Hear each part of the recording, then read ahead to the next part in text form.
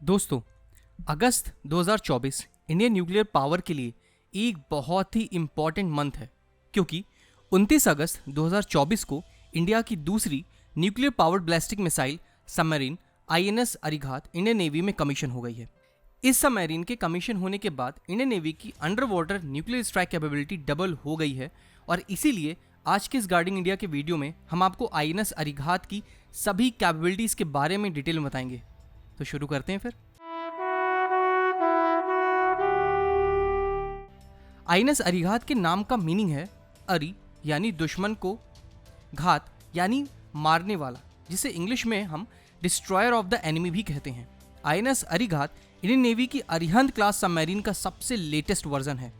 INS Arighat और INS Arihant दोनों ही Indian navy के एडवांस टेक्नोलॉजी वेसल यानी एटीवी प्रोजेक्ट का पार्ट हैं। एटीवी प्रोजेक्ट में आईएनएस अरिघात का कोड नेम S3 है और इसे विशाखापत्तनम के top secret ship building centre में बनाया गया है, जो कि इंडियन नेवी की न्यूक्लियर सबमरीन कंस्ट्रक्शन सेंटर है। 29 अगस्त 2024 को डिफेंस मिनिस्टर राजनाथ सिंह जी की प्रेजेंस में कमीशन किया गया। आईएनएस अरिघात आईएनएस अरिहंत से बहुत ज़्यादा एडवांस्ड और पावरफुल है। अब मैं आपको इसकी कैपेबिलिटीज के बारे में डिटेल में बताऊंगा। आईएनएस अरिघात में डीआरडीओ का बना हुआ नया USHUS-2 सोनार लगा हुआ है। USHUS-2 में कई सिस्टम्स लगे होते हैं, जिसमें सबमरीन के आगे लगा हुआ सिलेंड्रिकल पैसिव सोनार, एक्टिव सोनार, ऑब्स्टिकल अवॉइडेंस सोनार और कई इंटरसेप्ट सोनार्स भी लगे होते हैं। इन सभी सोनार्स को कंट्रोल करने के लिए इसमें पंचेंड्रिया यूनिफाइड सबमरीन सोनार कंट्रोल सिस्टम लगा होता है। आईएनएस अरिघात में इंडिया का बना हुआ यूनिफाइड सबमरीन कंट्रोल सिस्टम लगा हुआ है, जो कि इसके सभी सेंसर्स और वेपन सिस्टम को कंट्रोल करता है। आईएनएस अरिघात के सेंसर्स की बात करने के बाद अब आते हैं इसके वेपन्स पर। आईएनएस अरिघात में 6 533 mm टॉर्पीडो ट्यूब्स लगी होती हैं और ये लगभग 30 टॉर्पीडोज कैरी करती है। एक nuclear powered ballistic missile submarine के चलते आईएनएस अरिघात को ये टॉर्पीडो सेल्फ डिफेंस के लिए होती हैं। आईएनएस अरिघात का मेन पावर है उसमें लगी हुई बैलिस्टिक मिसाइल्स। आईएनएस अरिघात 2 तरह की न्यूक्लियर मिसाइल्स ले जा सकता है। नंबर 1, K4 SLBM यानी submarine launched ballistic missile. K4 SLBM की ऑफिशियल रेंज 3500 किलोमीटर है, लेकिन एक्सपर्ट्स के अकॉर्डिंग ये K4 मिसाइल्स 4000 किलोमीटर से भी ज़्यादा दूर के टारगेट्स को डिस्ट्रॉय कर सकती है। K4 SLBM की लेंथ 12 मीटर और डायमीटर 1.3 मीटर्स होते हैं। सिंगल K4 मिसाइल का वेट लगभग 17 टन होता है और ये एक 2 स्टेजेस वाली सॉलिड फ्यूल्ड मिसाइल है। K4 SLBM एक बार में 2.5 टन यानी 2500 किलोग्राम का पेलोड लेकर 3500 किलोमीटर की रेंज तक के किसी भी टारगेट को डिस्ट्रॉय कर सकती है। 2 टन यानी 2000 किलोग्राम वेट के साथ K4 SLBM की रेंज 4000 से भी ज़्यादा हो सकती है। नंबर 2, आईएनएस अरिघात में लगने वाली दूसरी मिसाइल है K15 SLBM। K15 SLBM को कई नामों से जाना जाता है, जैसे कि सागरिका, B05 या PJ08। ये इंडिया की सबसे पहली सबमरीन लॉन्च बैलिस्टिक मिसाइल है। K15 मिसाइल की लेंथ 10 मीटर और डायमीटर 0.74 मीटर्स होता है। सिंगल K4 मिसाइल का वेट 6 से 7 टन होता है और ये एक 2 स्टेजेस वाली सॉलिड फ्यूल्ड मिसाइल है। K15 SLBM एक बार में 1 टन यानी 1000 किलोग्राम का पेलोड लेकर 750 से 1500 किलोमीटर की रेंज तक के किसी भी टारगेट को डिस्ट्रॉय कर सकती है। K15 मिसाइल्स का एक लैंड वर्जन भी है, जिसे हम शौर्य मिसाइल के नाम से जानते हैं। अगर आपको इंडिया की दोनों SLBM यानी K4 SLBM और K15 SLBM पर अलग से वीडियो चाहिए तो अपने कमेंट्स के माध्यम से हमें ज़रूर बताएं।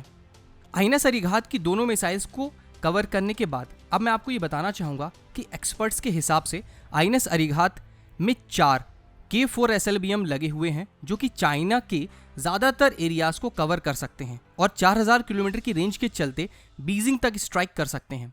आईएनएस अरिघात की कैपेबिलिटीज़ के बारे में आपको बताने के बाद मैं आपको ये बताना चाहूँगा कि आईएनएस अरिघात के कमीशन होने के बाद इंडियन नेवी में अभी 2 nuclear powered ballistic missile submarines हो गई हैं, जो कि एक बहुत अच्छी बात है। अब बात करते हैं चाइना और पाकिस्तान की। लेकिन अभी चाइना की पीपल्स लिबरेशन आर्मी नेवी के पास 6 टाइप 094 और type 094A nuclear powered ballistic missile submarine है। टाइप 94 की ये सबमरीन 11000 टन की होती है और टाइप 94 सबमरीन 12 GL2 या GL3 मिसाइल कैरी करती है। JL2 मिसाइल की रेंज लगभग 7,200 किलोमीटर है और JL3 मिसाइल की रेंज लगभग 10,000 किलोमीटर से ज्यादा है। इसीलिए अभी चाइना की बैलिस्टिक मिसाइल सबमरीन किसी भी टाइम 6 टाइप 94 सबमरीन का यूज करते हुए एक साथ 72 JL2 या JL3 SLBM लॉन्च कर सकती है, जो कि इंडियन नेवी की कैपेसिटी से ज्यादा है। इनफैक्ट INS अरिहंत के कमीशन होने के बाद चाइना ज्यादा खुश नहीं हुआ है और चाइना के ऑफिशियल मीडिया ग्लोबल टाइम्स ने कहा है कि इंडिया को अपनी न्यूक्लियर पावर को रिस्पॉन्सिबली यूज करना चाहिए। चाइना के बाद अब आते हैं पाकिस्तान पर। पाकिस्तान नेवी के पास अभी न्यूक्लियर कैपेबिलिटीज नहीं है, लेकिन 2018 में पाकिस्तान ने 450 किलोमीटर रेंज की बाबर 3 क्रूज मिसाइल का टेस्ट किया है, जो कि एक न्यूक्लियर कैपेबल क्रूज मिसाइल है। पाकिस्तान नेवी अभी चाइना से 6 type 039A yuan class conventional submarines खरीद रहा है, जिसमें पाकिस्तान बाबर 3 क्रूज मिसाइल लगाएगा। चाइना और पाकिस्तान की सी बेस्ड न्यूक्लियर कैपेबिलिटीज को कवर करने के बाद हम ये कह सकते हैं कि अभी इंडिया के ballistic missile submarine capabilities China से कम है, लेकिन पाकिस्तान से बहुत ज्यादा है। इंडियन नेवी पूरे चाइना को कवर करने के लिए 5000 किलोमीटर से ज्यादा रेंज की न्यूक्लियर मिसाइल वाली सबमरीन्स की जरूरत होगी। इसीलिए अभी DRDO K5 SLBM का डेवलपमेंट कर रहा है, जिसकी रेंज 6000 किलोमीटर से ज्यादा होगी और पूरे चाइना में किसी भी टारगेट को डिस्ट्रॉय कर सकती है। K5 SLBM इंडियन नेवी की अगली न्यूक्लियर सबमरीन INS अरिदमन पर लगाई जाएगी, जो कि इंडियन नेवी की पावर को बहुत ज्यादा बढ़ा देगी। अगर आपको INS अरिदमन और K5 SLBM पर अलग से वीडियो चाहिए तो अपने कमेंट्स के माध्यम से हमें प्लीज जरूर बताइएगा। फाइनली टीम गार्डिंग इंडिया की तरफ से मैं इतना ही कहना चाहूंगा कि INS अरिहंत की कमीशन होना इंडियन नेवी के लिए एक बहुत ही अच्छी न्यूज़ है। हम ये उम्मीद करते हैं कि जल्द से जल्द अरिहंत क्लास की next submarine INS Aridaman Indian navy में कमीशन हो जाए, जिससे इंडियन नेवी की पावर और बढ़ जाए। इसी के साथ इस वीडियो को हम यहाँ पर एंड करते हैं। वीडियो अगर अच्छी लगी हो तो वीडियो को लाइक, शेयर और चैनल को सब्सक्राइब करना मत भूलिएगा। हम इसी तरह आपके लिए डिफेंस रिलेटेड वीडियोस लाते रहेंगे। मिलते हैं आपसे जल्द ही एक नई वीडियो में। जय हिंद।